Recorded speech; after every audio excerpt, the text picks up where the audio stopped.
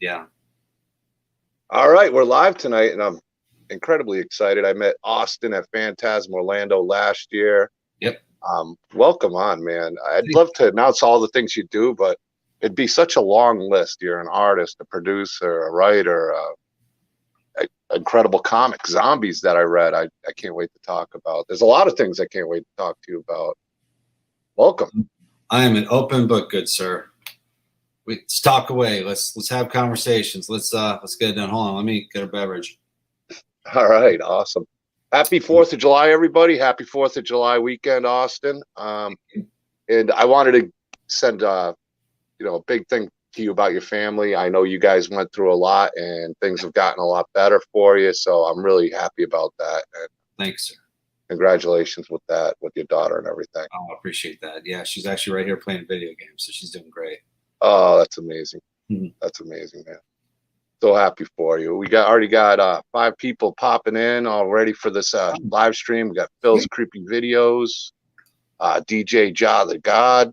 Hey guys. And yeah, so Austin, I met you last year with Joe Davis, and you guys were next to each other, and I was on the other side, so I didn't even really see you guys at first. And I got over there. Actually, I talked to Joe at my table, and I was like, "Oh, there's Joe." And then I met you over, and you're over there drawing and doing this amazing art. And it's like, this dude's got a lot of cool stuff. And of course, I'm a Zombies fan. I saw the Zombies comic book on the table, and you guys were so cool at Phantasm. I really enjoyed meeting you guys. Thanks, man. Yeah, I can't wait for this year. This year's going to be really, really fun. Now, I want to run your acting reel on IMDb. I'm going to take a chance with it if you're cool with that, because I thought it was hilarious reel, kind of showing your skills as an actor. All right. Let me pop it up here. We'll give it the whole full screen. There you are. All right. So this is a little bit of Austin Janowsky acting. Which ones? Ultra thin, pleasure pack. What?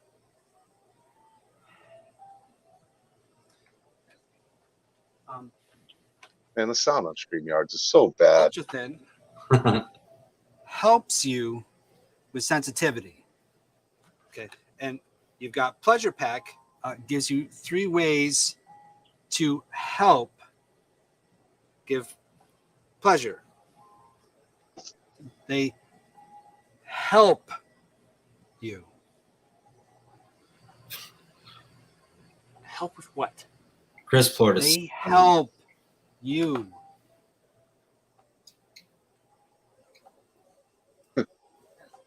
This is part of a 20-hour challenge too. Magnum.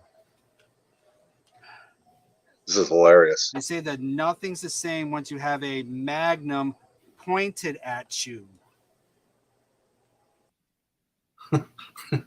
That's awesome, man. That is so funny. Okay, man. I got 2 o'clock and it's going to suck.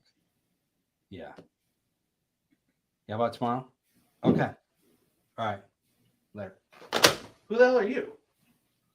Paul Hammerstone? No, you're not. Yes, I am. Not unless you took some sort of anti-aging pill, because you should be about 110 years old. It's my father you're referring to. So I'm just going to need to have you sign her documentation. I should do it. I'm her legal guardian. Oh, okay.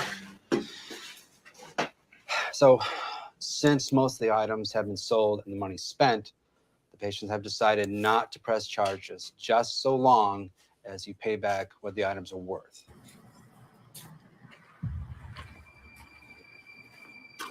Oh, we're closed, sir. Oh, come on, cue ball. You don't recognize me? Mr. Haggis? Nah, it's 8-ball now. Okay. I can't let you in anymore. Look, I'm just gonna grab a few things and I'll be at you here. Well, you're just gonna have to return tomorrow during regular business hours. Oh, Robbie.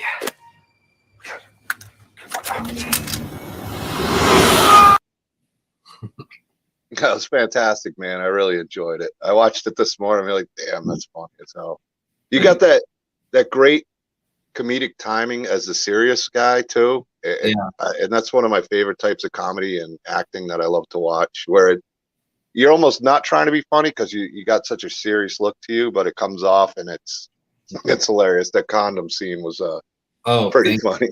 Yeah, that was a part of a 24-hour film challenge. We got on set.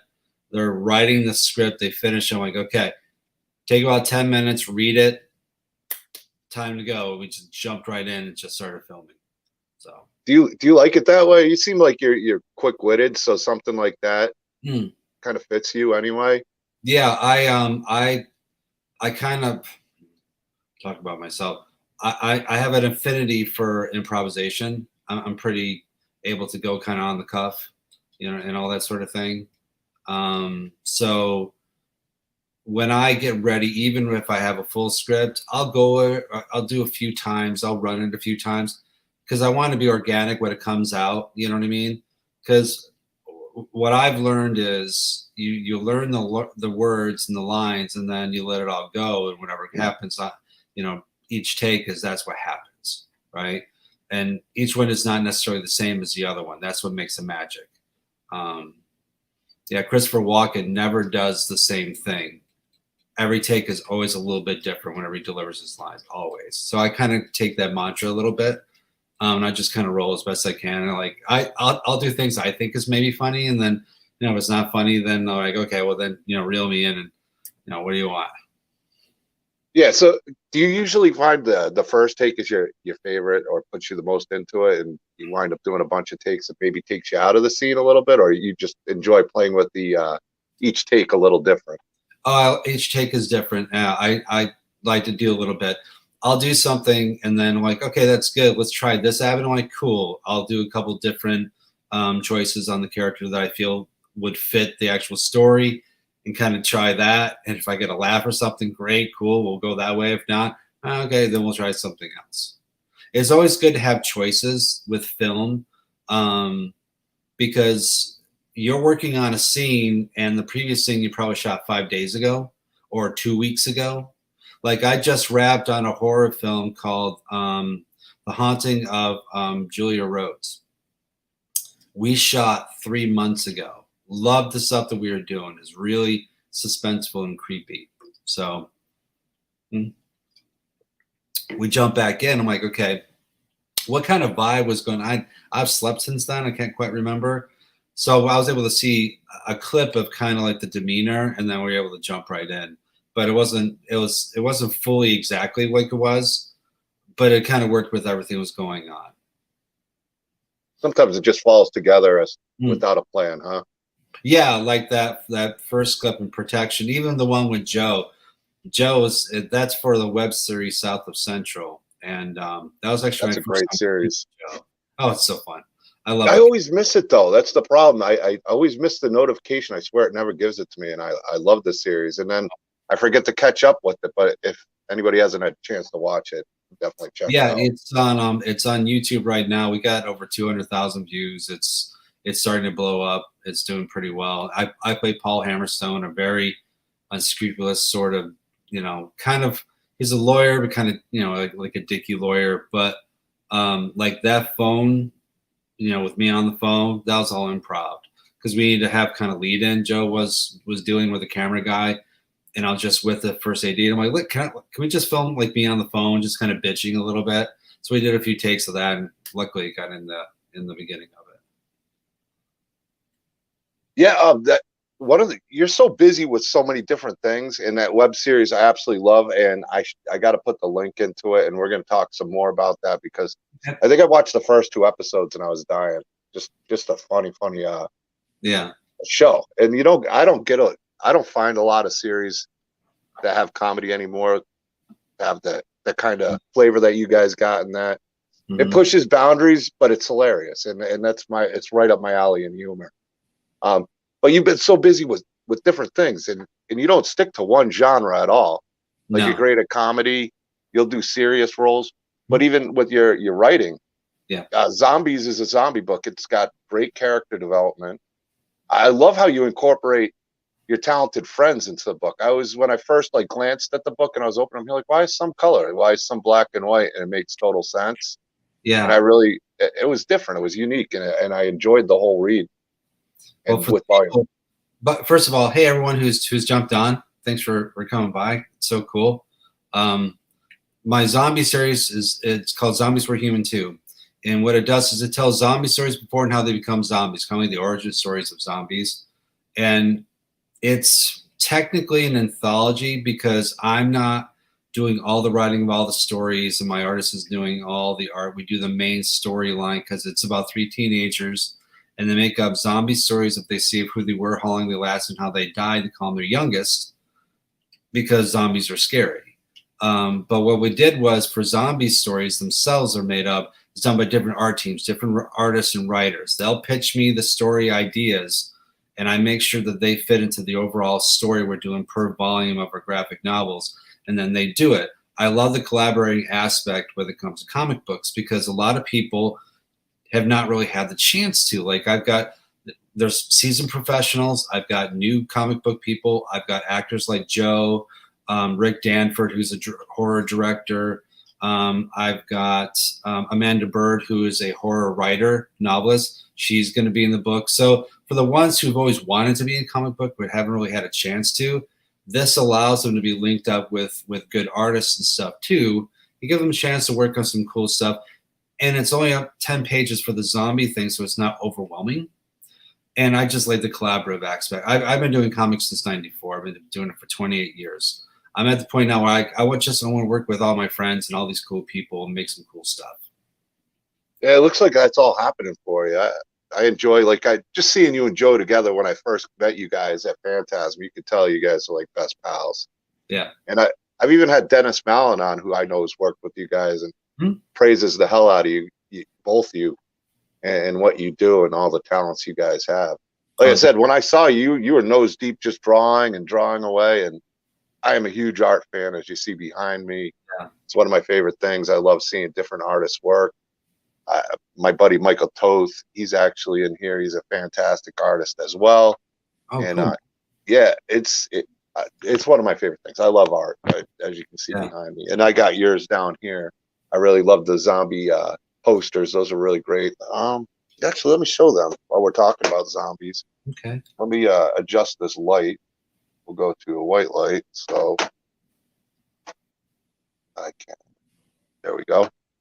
Ooh. Yeah, I'll show it for you. I was gonna hang it behind me, but then I'm like, people might not see it. And yeah. So here's zombies. I always keep it with me because I do enjoy it, and I love the way, like I said, the way they tell the stories. It's like a story in a story.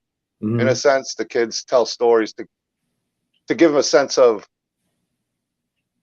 not being scared of the zombies that or the situation they're in, trying to make light of it.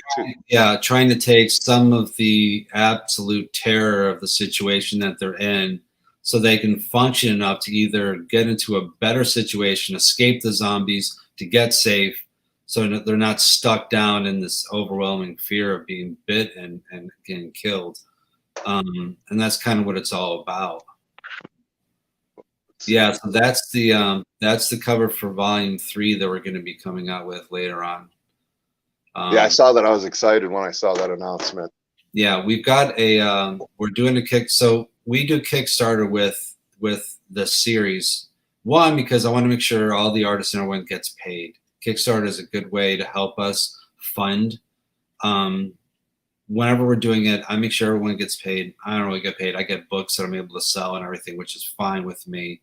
So that's what volume 3 is for. We have a Kickstarter actually going to be running at the end of this month, and it is an exclusive comic book with Joe Davison and Jonathan Hedrick, who is a writer for Scout Comics. He writes a recount that just got optioned to make a feature film that they're going to be shooting next year. Super, super, super good writer.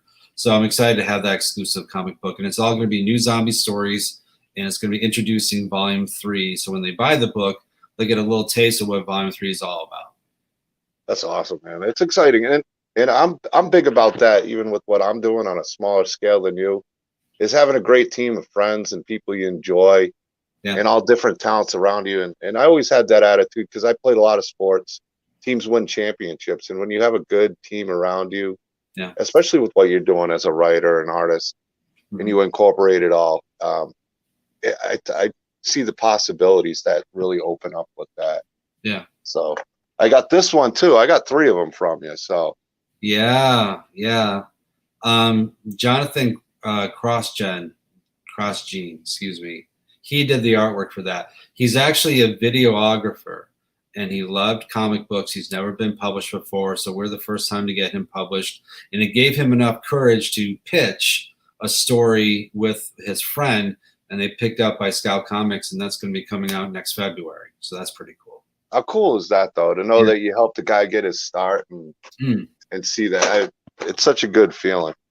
And I love this one. This one might be I love all 3, but this one might be my favorite because it was one of my favorite mini stories in there too. Yeah, Stan Yak is an incredible zombie artist. He's a great artist to begin with, but Stan is just, he has an affinity for zombies and horror. He's just so good at it. And he's actually going to be the artist on Joe's story for this new Kickstarter. And Jonathan Hendrick, his artist is Stefano Cardoselli. He is a Bram Stoker Award winner, Bram Stoker Award winner artist. He just won one this past month for his work that he's done over in Italy. I was going to say, his name sounds real familiar. Yeah, real familiar. Good. So he's uncovered. Stan's doing a cover for the comic book. I'm going to do a cover for the comic book. I'm stoked, man. I can't wait for it. That's all. I love seeing different people collaborate. Like I said, different artists, and the way you incorporate it with zombies, I thought was genius. And I was, like I said, I looked at him like, why is there color in black and white? I wish you kind of just either all black and white. But once I read it, it all made sense, and I really loved it. I really did. Yeah, zombie stories are in black and white. This way it separates. Yeah, man. Keep me updated on that Kickstarter too. I'll make sure we share it out in Doomsday's Krypt and around the community. Make sure we get that support going. And congratulations on a totally different kind of book that you hit where you were going, your goal with Stanley the Snowman. Yes. I don't do just horror. I do multiple different. I have an all-age holiday series called Stanley the Snowman, and we have 2 issues out, and the graphic novel is going to be in stores starting in October. I'm very, very excited about that. Anthony Java does pop cultures and openings. Hey, Anthony, what's up, man? It's good to meet you. Some great people in here tonight. A lot of talented people. So Simon & Schuster has it on their website for bookstores and everything to order. And what we're looking to do is do store signings at bookstores all through the holiday season, all through state of Florida if we're able to. So we'll see. I'm pretty stoked. Well, best of luck with that. I'm excited about that book because, I mean, I'm a big horror guy, but even with what I do, it's cool to have a new Christmas book for the Christmas time of year. I'm looking forward to sharing it with the individuals I take care of in the different homes. So that's exciting that you're doing it. And when you told me about it and I saw it, I had to get a copy for myself. I think I got a bunch of different stuff for it. So yeah, you some did. Cool stuff. I got the sketch card too. I'm looking forward to that one. Yeah, I think I said just make it horror. Yeah, you do. Whatever you decide. I got something in mind for you. I'm not going to tell you, but you're going to love it. Oh, cool, man. I can't wait. Like I said, when I met you, you were nose deep in your art, and I was just fascinated by what you were drawing and watching it come together. Because I have no skill at it. I love art, but I just have no skill to draw. And I know what you're going to say. Every artist tells me everybody can draw. No, you don't know. I can't draw. I can buy art. I can't draw art. But yeah, I'm excited about Zombies Volume 3, and I'm excited about Stanley the Snowman. Did your kids? I'm guessing your kids inspired you to write this story, and yeah, they did. They were complaining one year about presents, so I thought about, man, commercials really kind of taken over the holiday seasons, and traditions kind of put a backseat, and we should do a story where it should be balanced between the two, and that's just kind of how it got started. And Jenny is the amalgamation of my 3 daughters. She has different bits and pieces of each of them, and I wanted to make a holiday series, kind of start new traditions for the holiday season, and it's a book that the kids can read to their parents and parents read to their kids. They can all read it together. That's the whole point of it. I think it's been kind of left behind, like you said, with the Christmas stories, and I think it's much needed. So I think it's great that you're doing that, and I wish you the best on it. And congratulations again on hitting your goal. I know you're shooting for it, and I was real happy for you when you hit it. Yeah. you know, like I said, when I first met you, you were nose deep, and then we talked about having you come on, and then you just had a lot of situations you had to deal with, and I'm so happy they all worked out for the best with your family, and seeing everything, and her pulling through. She's a warrior. Oh, she's a blessing. She's my miracle, straight up. Yeah. So, yeah, this year's been really crazy. There's been all that. It's been really good stuff too. Like acting wise, I've booked a lot of really neat stuff. I booked a SAG series that's going to be on Apple Plus, starring Vince Vaughn. I'm in a Lifetime TV movie, so that makes my mother-in-law very happy. I'm in another film that's going to be, from what I was told, they're talking with BET for it to be on BET, so that's pretty cool. This feature film, this horror one, they're talking with IMDb TV, so I guess it'll at least be on that. This other film called The Lady Makers with Jasmine Guy is going to be in theaters this month. There's just it's just insane, dude. I don't know. It's crazy. Yeah, you're a busy man, and that's great. And the Florida scene seems to be really the hot spot lately for a lot of you actors and actresses and creative talents. Like it's just got that fresh beginning of where the direction's going in the Florida acting and community. I see it, and I'm excited about it. Like it makes me want to go to Florida to watch some of these things get put together, because there's a lot of talented people down there, yourself included. Yeah, well, the nice thing is that Hillsborough, Pinellas County, Sarasota County, Miami-Dade, the counties themselves have incentives for these productions to come in. The state doesn't have film incentives, so the counties took it upon themselves to make incentives for these projects. So thanks, DJ. Appreciate that, man. DJ, he's in here. Actually, he has a Halloween fan film. It's a feature film that he's doing. He wants to, and he offered me to play the role of Dr. Loomis. I have a little. Well, you know from before, I'm a little bit of a Myers fan. A lot of it's even over here. And yeah. I got a bunch of Myers stuff. Some new Myers stuff coming to Phantasm too. So that's cool. A lot of Freddy Krueger also because of Beatrice, but yeah, it's going to be a pretty stacked table. It's going to be fun. Yeah, I can't wait. I don't look forward to the drive because I'm from Missouri there, but once I get there and get that table set, it's so much fun. I love the conventions and the events. Can't get past it. And also, congratulations. I'll pull it up here. You might want to talk about it a little bit. Sure. Oh, yeah, man. Yeah, Killer in the Dead. So OIF is Orlando Independent Film. It's a community in Orlando that does really high-end stuff. They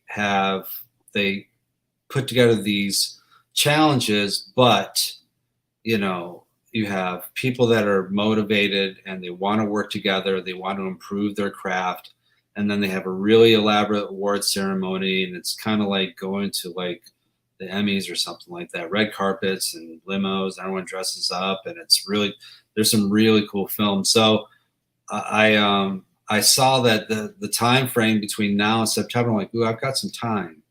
Not a lot of time, but I just had a quirky horror idea of mashing the zombie and the slasher genres together, and I threw this script together just to see if it got chosen. It did, so that's great. And I have a small casting, and we're gonna see who wants to have some fun and get killed and all that good stuff. So definitely make sure to check it out. Anybody who's in Florida, I know a few Florida friends of mine are interested in this project. Yeah, they want to get a hold of you. Mentioned that. Yeah, and they're all great people. That like Sean, I think, was really excited to talk to you. So he was going to try to pop on tonight to say hi because he's been excited to meet you. I think he's going to try to come to Phantasm and hang out a little bit. Big dude. Phantasm. That's my birthday weekend, man. So it's going to be a good time. Oh, we're going to have to get a cake and bring it to you, man. Something. Whole lot of something. But yeah, hell, man. Weekend. Yeah. Looking forward to it. I'm excited too. And the guys who do the event, Anthony Greco and Roy and the whole team, man, they're such great people. I had the best time when I went there. It was great with my mom and dad. I'm sure you met my mom on the scooter. Yeah. She she's the greatest advertiser ever. She really is. She goes around and all proud, and she makes sure everybody knows I'm there. By the way, did you know? If you don't know, I'll let you know that I'm doing some artwork to go for their official T-shirt for this year. So they'll have my work on a T-shirt, and they're going to have a big poster they'll be selling at the show that weekend. Sweet. I'll have to grab one for sure. So. Definitely. Welcome, Interval. Good to see all you guys here. If anybody's got questions for Austin, if some of you actors are there and you guys want to talk about the upcoming project that he's working on, maybe you could discuss it a little bit. I don't know how much you can discuss about it. Yeah, I can talk. Okay. Yeah. I didn't want to put you on the spot. Like, I didn't want. That's fine. Okay, yeah. I'm here to have conversations and answer questions and whatever. Yeah, I'm excited to hear about this project. Yeah. It's you've got a couple of people that are running, and they run into this building, and the killer finds them, but then the dead actually saves them, and at least for a little while, and then you'll find out at the ending. But there's some good jump scares. There's some good twists and turns.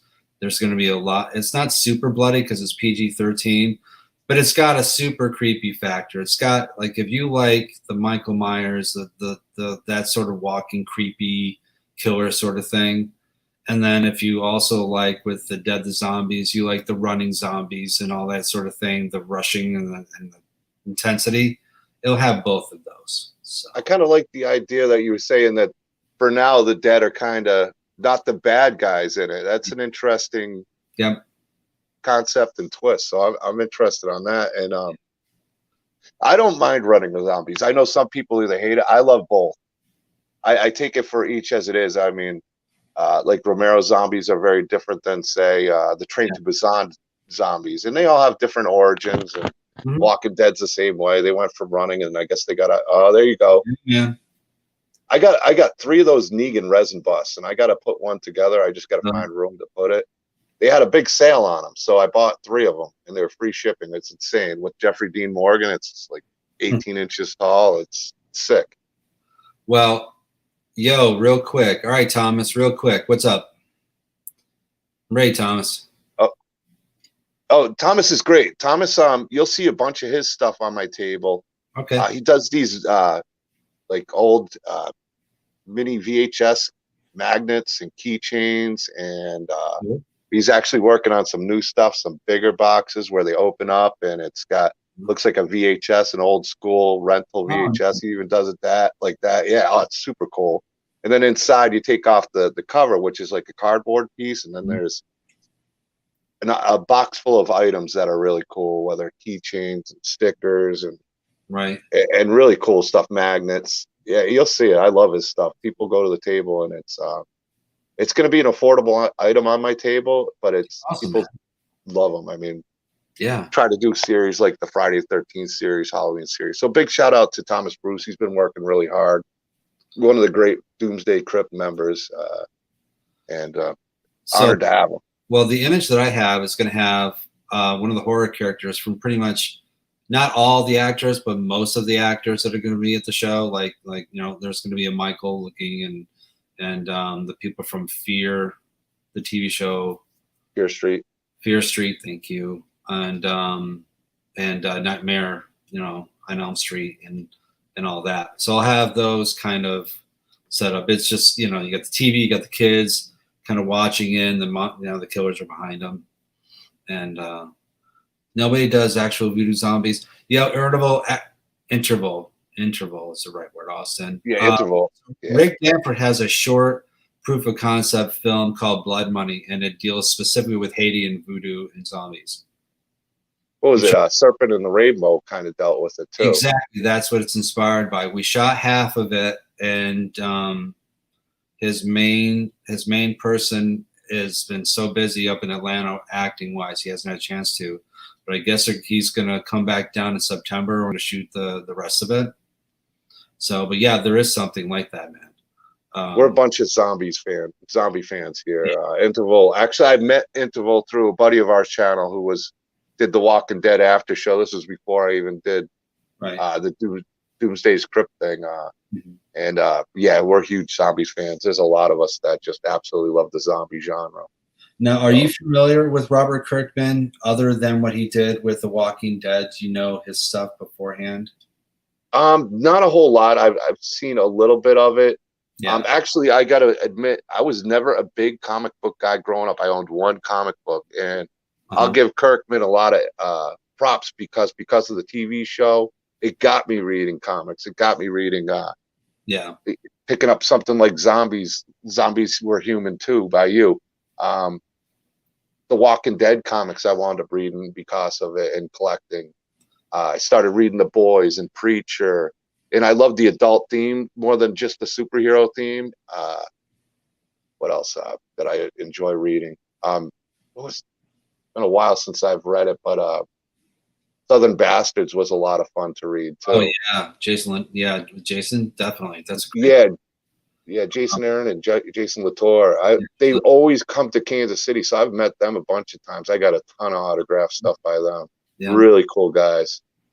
So I knew Robert. We were con friends. Like we knew each other. We said hi. We talked at cons. This was before Walking Dead. He did a book called Battle Pope. It's a very brutalization of the whole, Catholic Church sort of thing. It was pretty.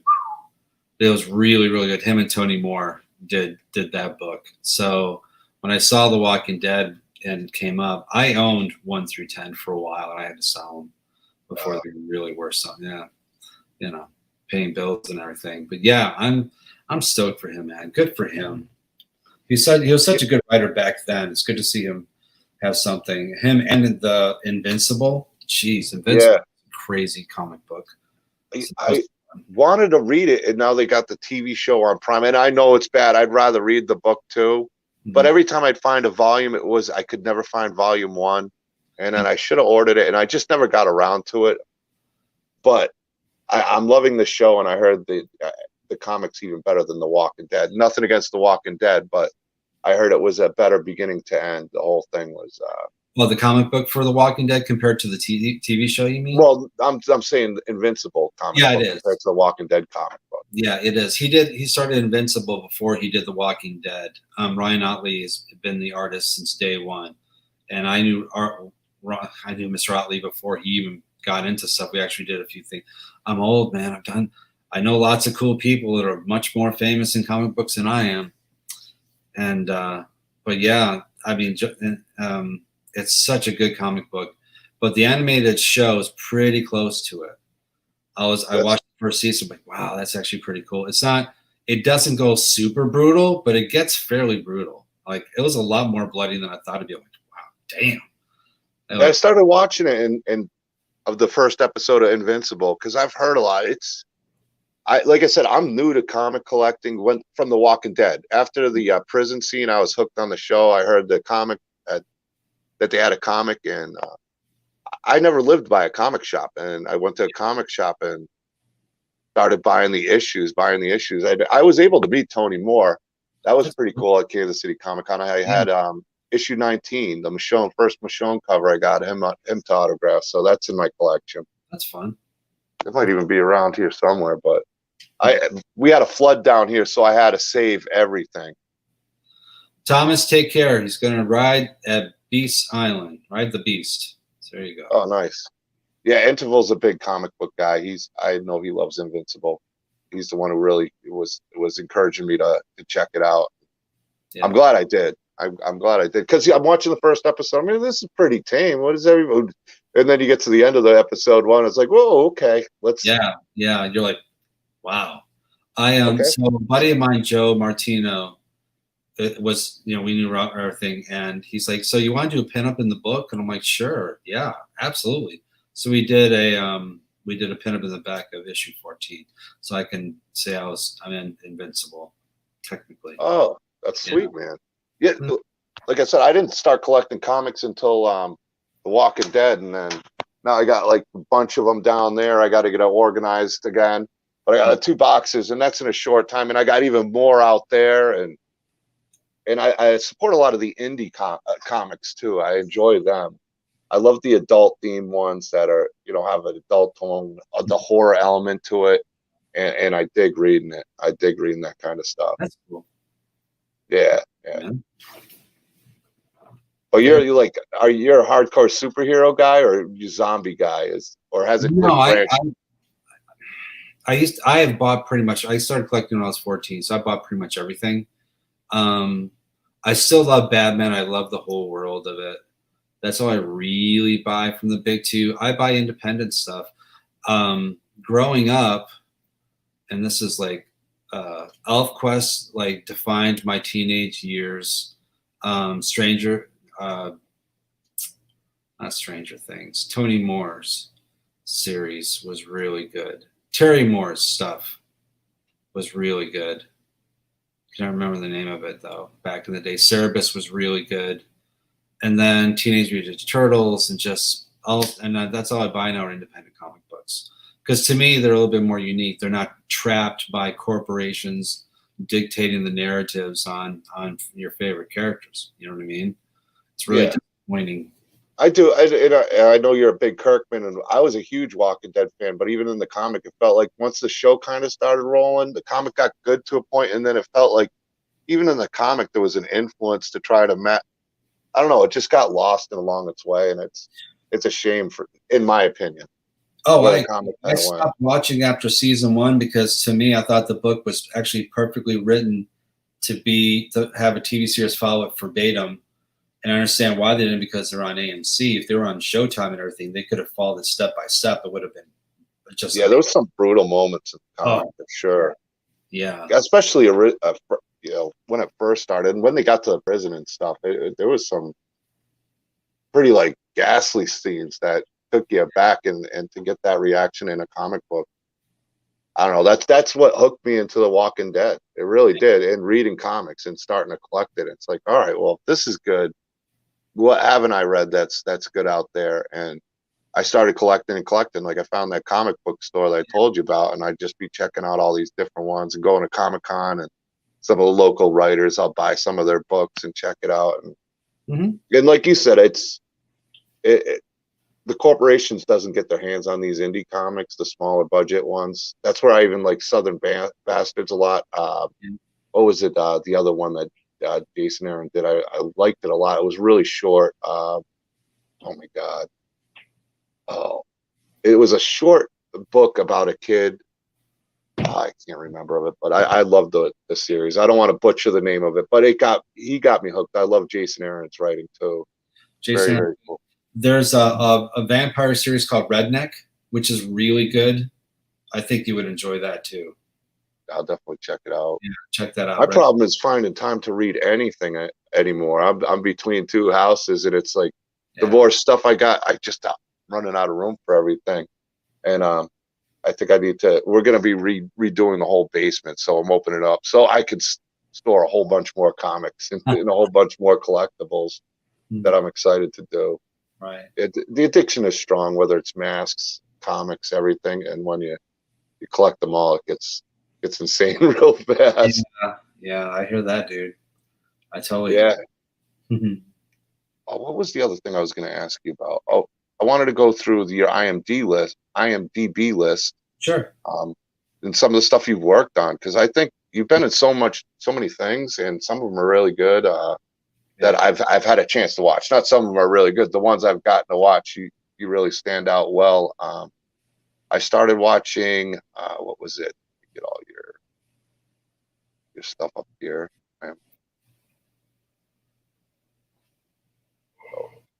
What was the one with Joe you did? It was really exciting. It was a well done movie. I think it was back in 2016, or it might have been even newer.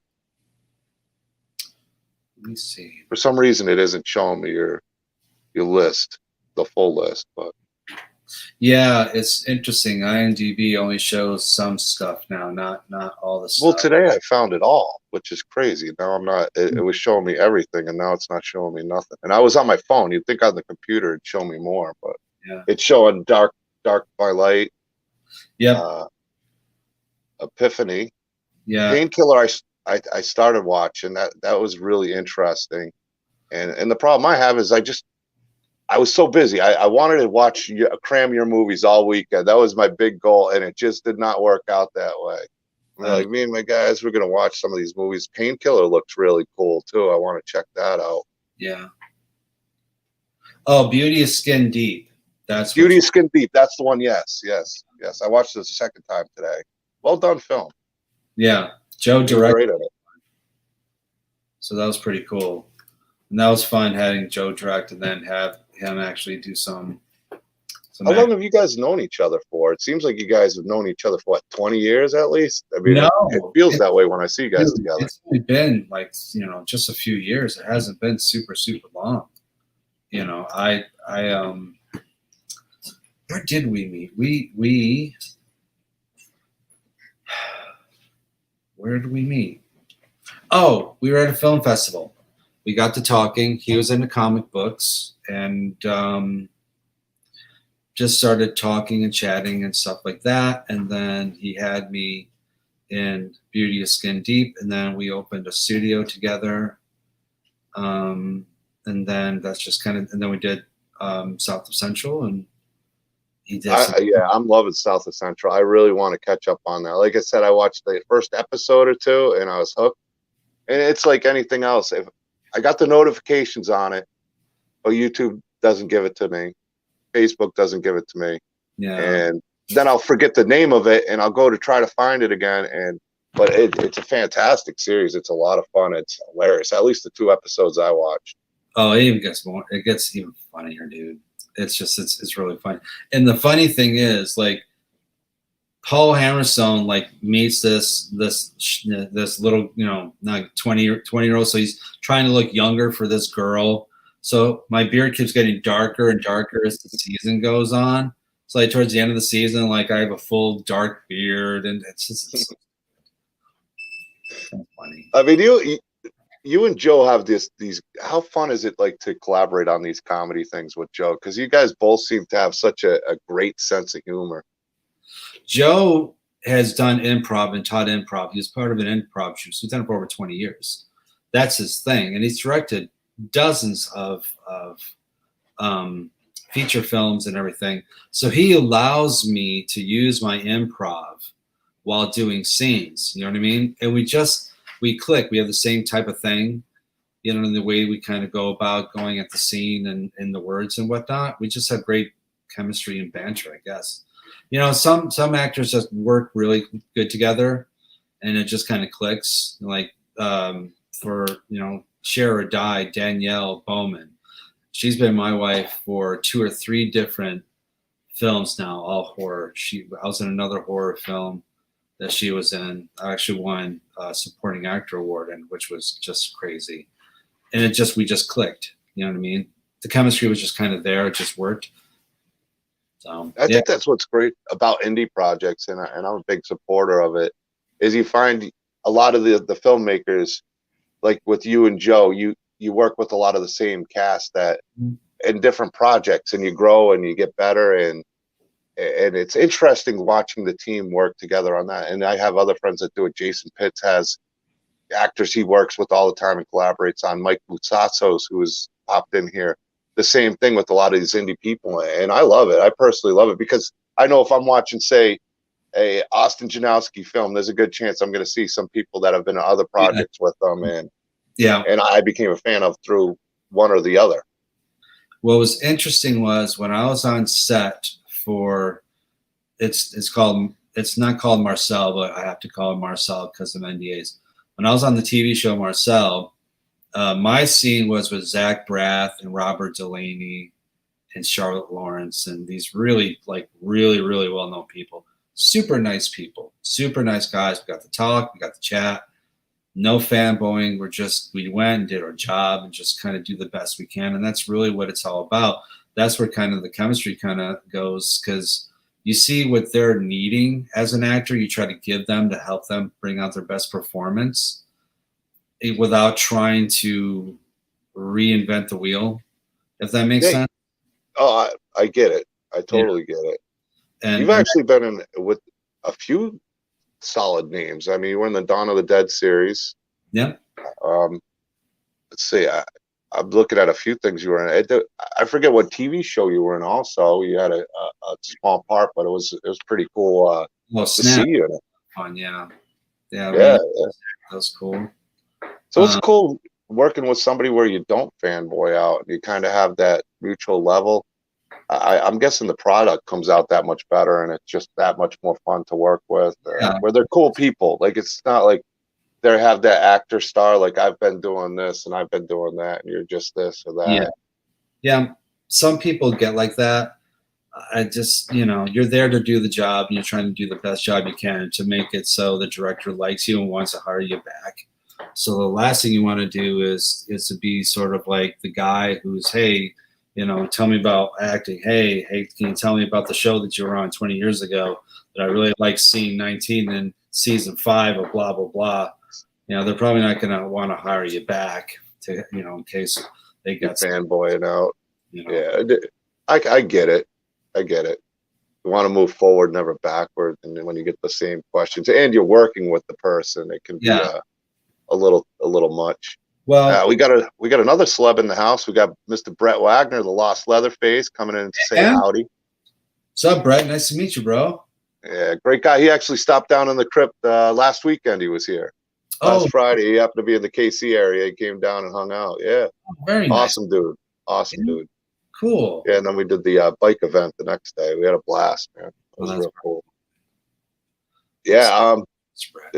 So you got like the busy schedule. How do you find ways to balance it out for yourself with family and art and writing and acting? I mean, you're incredibly busy with everything. Do you have time to sleep? No. Well, I'm old, and once you turn 50, you don't sleep anyway. Apparently, like it just stops. But to balance things out, the comic books, the writing, I've been doing for 28 years, and I do it in the evening. I wait till 10 o'clock. Most everyone's usually asleep by then. I'll do work until about 2 in the morning. When I was younger and I had a lot of really big deadlines, I would work until 4 or 5 in the morning and just, I was able to not live in a lot of sleep. So now when I write a lot. Like I'll do like an all-day write session, get as much as I can out of it until I don't have much. And then I don't try to push it. So I walk away. And then there's days I'll just write for an hour. And I'm like, okay, that's all I really got. And I kind of move on. I'm retired, so that helps. I don't have a day job anymore. So you get to set your own schedule. Yeah. Somewhat. Yeah. So that does help. But I will say it's been really crazy, schedule with the films between the commercials and the TV and the feature films since August. Yeah. It's been, kind of like Thursday I was on a commercial shoot. Yesterday, Friday I was on a film shoot. And then yesterday I drove to Jacksonville or signing.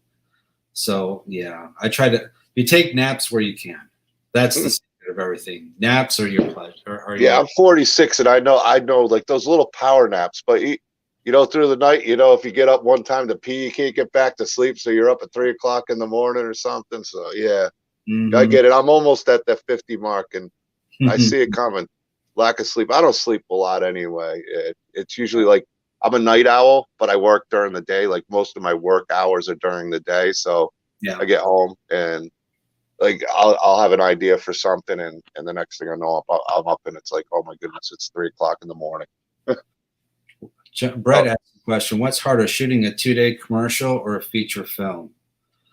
Honestly, Brett, the 2-day commercial shoot, because they have such a very small box they want you to fit in that the clients are expecting. And they might change their mind between day 1 and day 2. And you might have to go and try to reshoot before doing something again, because they'll send it to the clients and then they'll send it to their higher ups and they might want to change something. The nice thing about a feature film is you go and try to put your best day in. Brett, you do your best day. Every day's not going to be the best. You just do the best you can, and you try to give your scene partners what they need.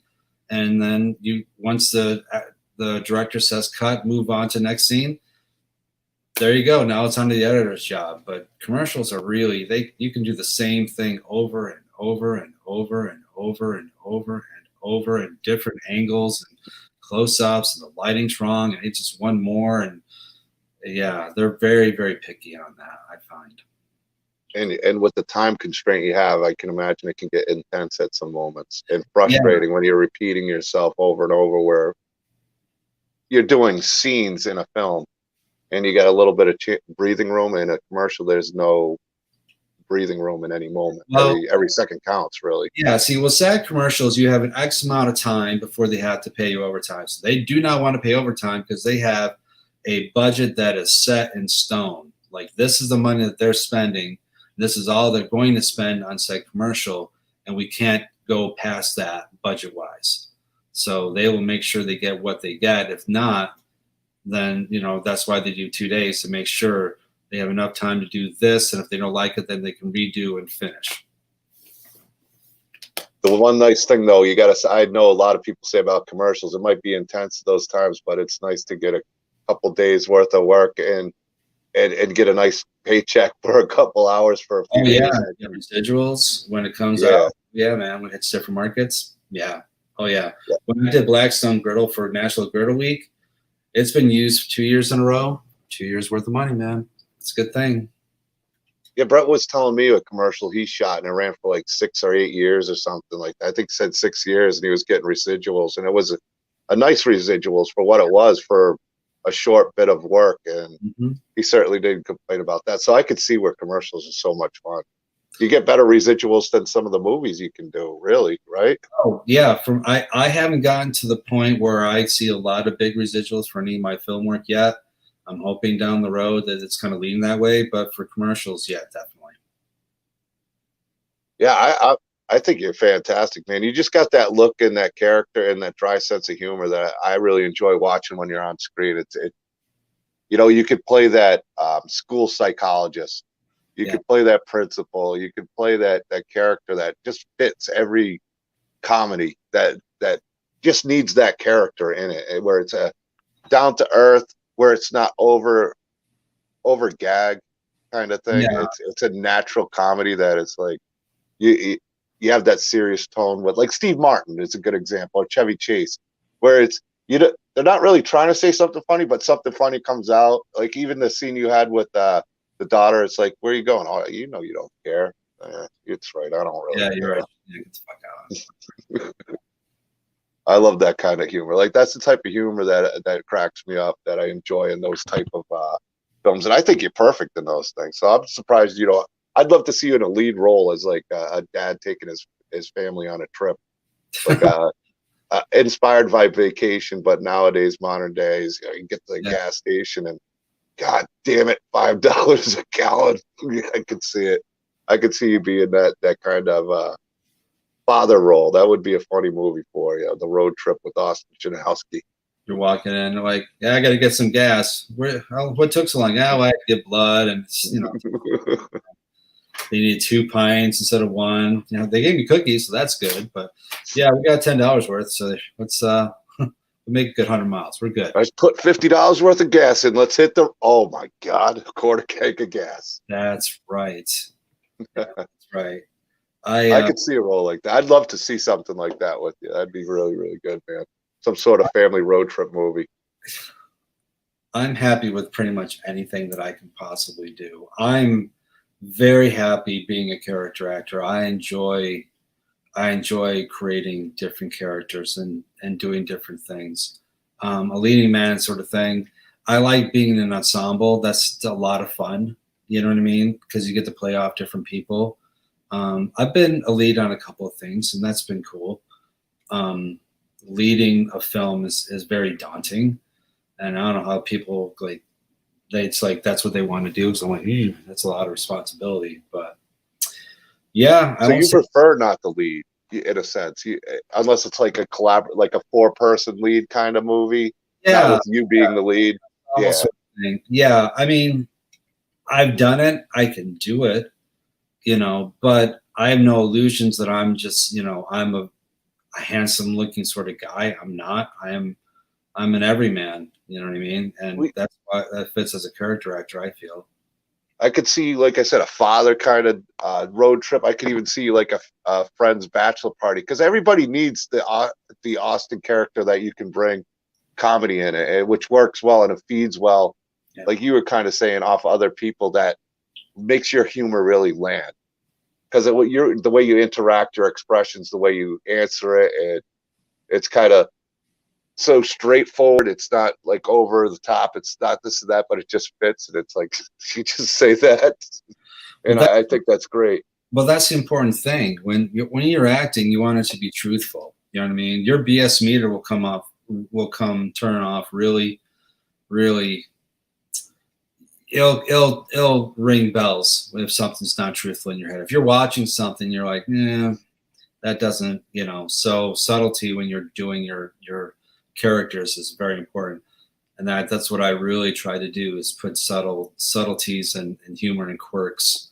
I've studied, my acting teacher mentor was Lee Perkins, and Lee, he just is in the film The Reptile. It's going to be on Netflix with Benicio del Toro and Justin Timberlake and everything. He played opposite in Foxtrot. That it won an Oscar or something. He played opposite. Channing Tatum. Is that the guy's name? Yeah.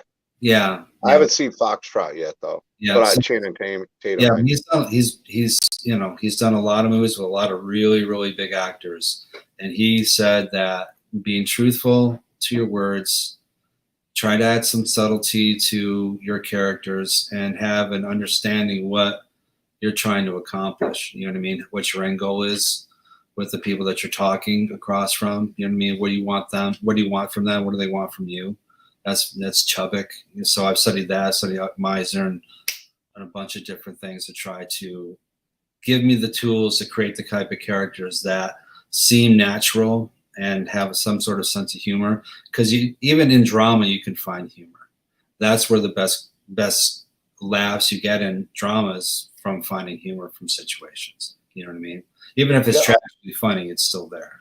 From the stuff I see you in, you have that great timing, and that's what makes the comedy and the way you deliver it do so well and land so well. Okay. And I agree with DJ, a hangover type movie. I could see like you get Joe in and do kind of a hangover type road trip. I could see the hilarity in that whole film. Like, I'll be the scariest guy, and come to find out in my younger years, I was like, the biggest crazy on the frat thing. Yeah, like old school Tank. Frank the Tank. Yeah, that would be great. Yeah, that would be a great type of film for you guys. I'd love to watch, man, because whether the Hangover, old school type deal, even a mix of Vacation type deal, those are some of my favorite comedies of all time. And you always need, like you said, at least 3-4 people, stars that feed off each other and have that chemistry where it comes out natural. Because the way you do comedy, it can either land really poorly or really bad. But since you put yourself in it and you don't go, I'm acting. I noticed that with you. You're just like, all right, well, this is how I'd kind of behave in this scene if it was me, and this is the guy I am. Yeah. And it's real smooth. You got a real smooth delivery with the way you do things. Well, thanks. Having 5 or 6 or 8 or 10 takes does help. Yeah. I've tried. I have tons of respect for actors. I stink at lives, but I'm even worse at recording videos, because the more I try to go, oh, damn, I screwed up, and I'll do it again, and I just progressively go like that whenever it comes to take 2, take 3, take 4, take 5. You ever find that where it's like we're overdoing the takes and I did a better take back then, or are you just that professional that I can do it, which I imagine you are? Yeah, I've got the confidence to kind of let the director run. Like, I really like that take. We can do another, but I feel that's a strong one for me. I can try something else. Whatever you want, I'm going to do. But for when I'm trying with this character, I think that's the best representation. But like I told that to Joe, he was a director for this suspense horror film. I did this one take. He's like, all right, let's shoot it again. I'm like, okay. I really liked how I did that, but I'm going to do something a little bit different to kind of give my opposite. So she's acting a little bit more scared. I'm going to go a little bit stronger this time. You know what I mean? And I did. I was a little bit stronger, more forceful, raised my voice, was kind of staring at him the whole time. I'm not blinking and like kind of like this. And I bark at her and she gets a little scared. And he goes, all right, that was great. He goes, you're right, that was a little bit stronger. I'm like, yeah, but it's a different take and it gives you different cut points to go through. That's why I like doing options. That's why, even though they like, I love this take, let's do one for safety, you don't want to do the same exact thing. Give them something just a tiny bit different because it gives them something else to look at, and it might be a little bit of a different, interesting choice because what they're seeing on the lens and then what the editor sees are two completely different things. When the editor gets a part of it, that's how the film's finished. You know what I mean? How it says there's 3 films. The first movie that you make is one you write. Second is one you shoot. Third is one you edit. Yeah, editing really can change a film, make or break it if you got a good editor too. And yeah, I think Dennis said the same thing about working with Joe. He's great to work with and director and explains it well and gets something extra out of you. Would you ever like to play a role where, because you're such a nice guy, like that's how people see you come across like that, but where it's almost a multiple personality where you are that intense guy where you have maybe 2 personalities where you're kind of laid back Austin and then you're kind of that serial psycho serial killer type deal? Watch Share or Die, because Share or Die, I am a horrible person. Character, he's not a nice person at all. And then I had to turn on to be a very nice person at the end. And it was the duality of it. I mean, I had vulgarity and swearing and saying not nice things to Danielle. It was a tough thing to do. Now, would it be fun to do a serial killer, like a nice killer role? Yeah, I would love that. The intensity of it. Yeah. What makes somebody like you scary is because you come across, like I said, you have that in you in a lot of things. Like, we're Robin Williams in 1 Hour Photo, where he's kind of, you always see Robin Williams as that nice guy. I think you get that too, where you've got that laid back sense of humor. Yeah. A lot of your roles, but then to be able to turn it on to that intense, scary person, I find those are the most scary people at times because you least expect it. And I could see you delivering that kind of intensity that it has that boom that really gives the scare factor. And cool. I'd love to see you do something like that. I could see, like, I from talking to you, meeting you, and watching these things, I'd love to see you in a bunch of different type of things because I think you got that kind of range that can really impact whether it's one type of character or another, or 2 types of characters in one if you got multiple personalities, 2 or 3. That'd be cool because you do have that in you because you got that nice aura. You don't come across threatening to people. Even when I met you, you're laid back, kind of intense on your drawing and this and that, but get the fuck away from me kind of deal. When it's like somebody like you doing that is like, whoa. those are the people that scare me the most. It's like, oh man, this guy, jeez, a silent killer. Yeah, but it's been a blast, Austin. I cannot wait to see you in Fantasm, man. I appreciate you spending all this time with me. Of course. I'm so happy for you and your family. Oh. I'm happy for your career and how busy you are. And I can't wait to read Stanley the Snowman and Zombies We're Human too. Anything you want to leave part with? Yeah, DJ, yes, I have done ADR before for a specific film, short, commercial. Yep, I sure have. Had the film on the screen, following shot for shot. We had to do that for Beauty is Skin Deep, and I also did it for South of Central, so I am familiar with ADR. Yeah, South of Central, guys, you got to check it out. I'm going to post that link in the Facebook group and everything. If you're watching on YouTube, I'll post the link in the description on there. I'm, like I said, 2 episodes in, and it's hilarious. Austin and Joe Davison are fantastic in it, and it's got a great cast of people. It is funny. It's a great comedy series, and I can't wait to watch more episodes and catch up on it. And I can't wait to see you again in Orlando, August 19th through the 21st. Yeah. It's gonna be a blast, man. Anybody who's in the area, make sure you come down, check it out in Orlando. We're gonna have a good time. It's gonna be a hell of a show, and you get to meet Austin. And he's a super cool guy. He'll show you some of that art. He'll probably be there drawing. You'll be like, wow, that is badass. All over the place, man. Cool stuff. I've had film cool stuff, and I'll be just there to chat with you and say hi and all that good stuff. If anybody's interested in my comic book stuff, if anyone doesn't know anything about me, you can just Google my name. It has a bunch of stuff between film and comic books. For zombies, there's a Facebook page, Zombies Were Human Too. You can just look on there. You'll find out stuff about the new Kickstarter, but if you like the page, and just, you know, you can check my IMDb for all that other good stuff. Yeah, I'm gonna make sure I share all that too in the group. Cool. Make sure anybody who's here who's watching in the group, I'll post all these links. I'll get it up by tomorrow. I know I got my hands full when I get upstairs.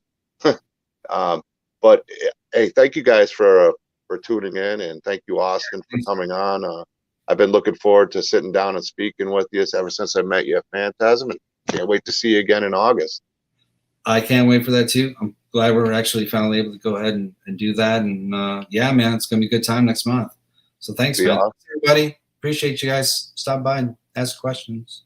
Peace out.